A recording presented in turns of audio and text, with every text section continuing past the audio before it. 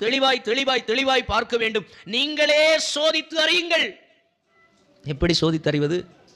நம்முடைய பிரச்சனையில, போராட்டத்தில், கலக்கத்தில், கண்ணீரிலே, தேவைகளிலே தனிமைப்படுத்தப்பட்டு விட்டு விடுவோம்.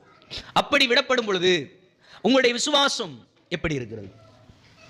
எந்த ஒரு மனிதனுடைய விசுவாச வாழ்க்கைக்கும் யாரும் உதவி செய்ய முடியாது. காரணம், உங்களை அழைத்த தேவன் என்னை அழைத்தது போல பயன்படுத்த விரும்பவில்லை. அல்லேலூயா. உங்களைப் போல என்னால் ஜெபிக்க முடியாது, என்னை போல உங்களால் ஜெபிக்க முடியாது.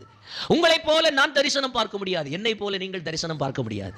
உங்களைப் போல நான் தேவனுடைய சத்தத்தை கேட்க முடியாது, என்னை போல நீங்கள் தேவ சத்தத்தை கேட்க முடியாது. இதெல்லாம் மாறும். அல்லேலூயா, அல்லேலூயா. அப்போ விசுவாசத்தை துவங்கினவருக்கும் துவங்கப்பட்ட உங்களுக்கும் இடையில் இருக்கின்ற உறவு எப்படி இருக்கிறதோ அதே வண்ணமாக நீங்கள் அவரில் வேர் கொண்டு வளர வேண்டும் என்று அவர் விரும்புகிறார். அல்லேலூயா. அப்போ பரீட்சை எதற்கு என்று அப்படின்னு சொன்னா, உண்மையிலே நான் இயேசுவோடு இருக்கிறேனா, இயேசு என் உள்ளத்தில் இருக்கிறாரா இல்லையான்னு சொல்லி வெளிப்படுத்துகிறதற்கு.